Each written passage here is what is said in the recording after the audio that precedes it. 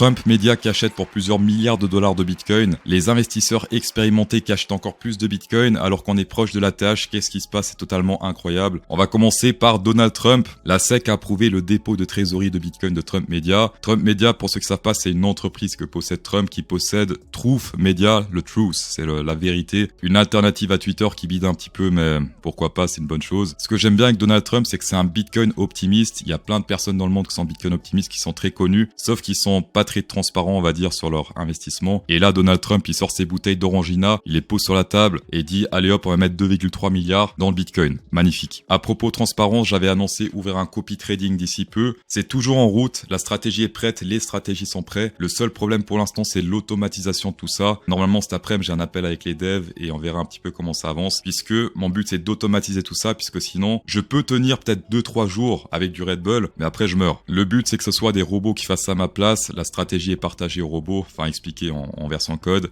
Ensuite, ça trade à ma place et la semaine prochaine, je vais justement voir l'efficacité de ces robots. Est-ce que ça bug? Est-ce que ça bug pas? Si ça bug pas, eh bien, j'ai lancé le truc officiellement. Si ça bug, j'ai demandé de faire les corrections afin que ça bug plus. Je suis vraiment hypé de vous proposer tout ça de manière gratuite. Ici, par exemple, une des stratégies. J'ai pris une au hasard parmi 6-7 stratégies différentes. Le max drawdown juste magnifique. La courbe évolutive également magnifique. Plusieurs centaines de trades au compteur. Les frais de trading ainsi que le slippage compris dans le calcul des profits et des pertes. Du coup, restez attentifs sur la chaîne. Il n'y aura pas de la place pour tout le monde, malheureusement. Je vais limiter chaque profil de copy trading à environ 1-2 millions de dollars maximum. Ça fait entre 7 et 14 millions de dollars. Oui, c'est beaucoup, mais beaucoup de personnes combinent ensemble, ça peut vite faire un montant important, surtout avec du levier. Le copy trading accessible uniquement sur Bitunix, on exclut pour les personnes qui sont affiliées à CryptoSauce. Ça sera pas accessible malheureusement pour les autres personnes et sur les autres exchanges. Peut-être je ferai sur un autre exchange plus tard, mais pour l'instant on fait sur Bitunix. En plus, pour les personnes qui n'ont pas encore de compte, il y a un event de cashback entre 20 et 400 dollars, 10% de cashback par rapport au dépôt. On peut littéralement faire un trade de 400 dollars sans risque et vous avez également la roulette du hasard en 10 et 500 dollars qui sont offerts après avoir fait le premier trade. Pour revenir sur le volume profile, cette zone avec très peu de volume a été enfin retestée. Je m'attendais à un retest court terme, là il y a quand même eu quelques jours, 1, 2, 3, 4, 5, 6, ouais presque une semaine avant le retest, donc là on peut parler de moyen terme.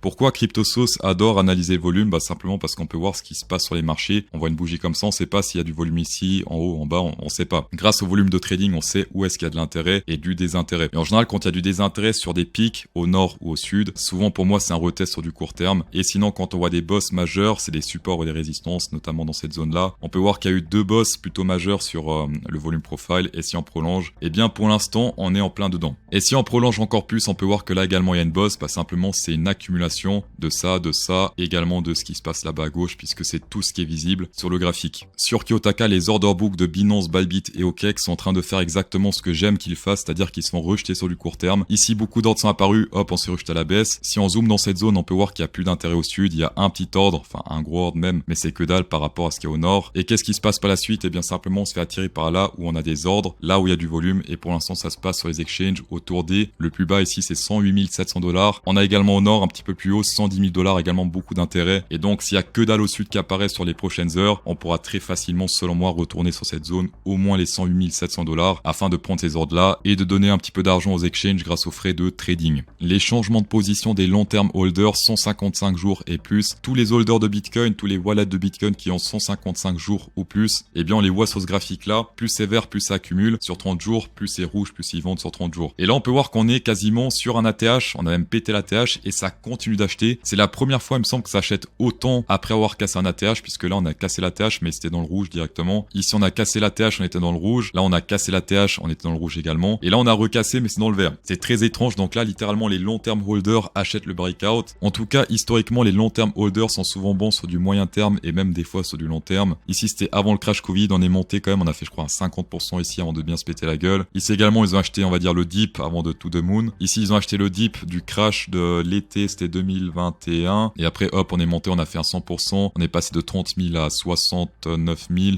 même plus de 100%. C'est même plus que 100% et ça continue de très bien fonctionner. Et là, c'est la première fois qu'on est sur un ATH et ça continue d'acheter à fond. Est-ce que c'est Donald Trump? Est-ce que c'est les ETF? Est-ce que c'est simplement des gens qui pensent que le Bitcoin va go to 1 million puisqu'on atteint les 100 000 dollars? C'est possible. Si vous appréciez ce genre de données underground que je partage, parce que sur les marchés tradis, malheureusement, on n'a pas ce genre de données. C'est pour ça que j'adore le marché crypto. Un pouce bleu inséré dans cette vidéo pour toutes ces données ferait extrêmement plaisir. Et pour les personnes qui sont là pour la première fois et qui souhaitent voir encore plus de données underground, eh bien, un abonnement à la chaîne ferait encore plus plaisir. Et de ce fait, bienvenue à toi. Tu es désormais toi aussi un trader underground. L'évolution de mes trades sur Bitunix avec mon short, j'ai pris le premier profit sur la zone 0,618 Fibonacci, toujours une zone très stratégique pour prendre des profits si on est dans le trade, rentrer, sortir, peu importe. Et là pour l'instant, on peut voir que ça fait pas mal d'effets, on a fait une tige qui va jusqu'au 0,786, mais ensuite gros support pour ensuite remonter. Et je pense, avis perso, qu'on ira chercher les zones Kiyotaka qu'on voit juste ici.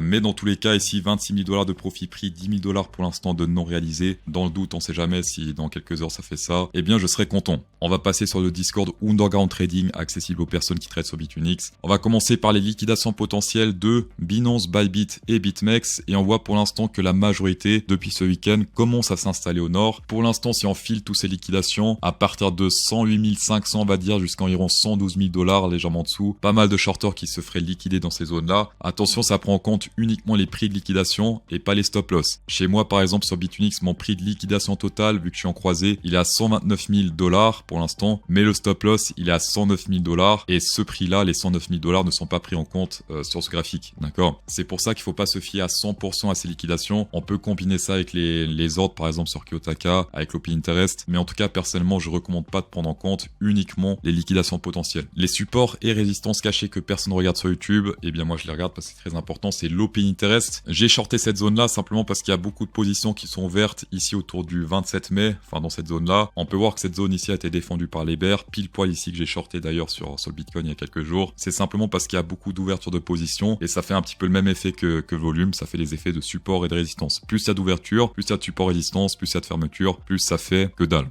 Ici sur du court terme, on peut voir qu'on est sur du 608 millions de dollars ouverts juste sur Binance. On est même passé de 608 à 673. Donc ça, attention, pour l'instant, on a pété légèrement la hausse. Ces supports résistance, faut pas les prendre au millimètre près. Simplement parce que des fois, on fait un petit pic à la hausse avant de bien se rejeter à la baisse. Donc c'est vraiment les retests, selon moi, qui sont intéressants, comme par exemple ici. On peut voir qu'on a fait un tout petit pic à la hausse. Et qu'est-ce qu'on a fait par la suite? Un gros rejet à la baisse, retest, rejet à la baisse, retest, rejet à la baisse. Donc là, clairement, on peut voir que c'est les bears qui avaient le contrôle. Là, pour l'instant, c'est encore trop jeune, selon moi, pour savoir si c'est les bulls ou les bears qui ont le contrôle sur ce niveau. Le point positif, c'est si on transforme ce niveau des 106 778 $ en support, eh bien ligne droite jusqu'à facile 109 000 $, même 109 600. Je le dis déjà aujourd'hui, je le redirai mercredi, mais peut-être que certaines personnes ne verront pas. Mercredi 20h, très important pour les personnes qui ont des stop loss ou des take profit ou du scalping ouvert. Ne tradez pas, ça va beaucoup bouger. Alors, je sais qu'il y a des personnes qui tradent les news, dans ce cas, n'hésitez pas à trader les news. Mais pour les personnes qui tradent simplement l'analyse graphique, l'analyse technique, avec des supports résistance, du on-chain, etc.,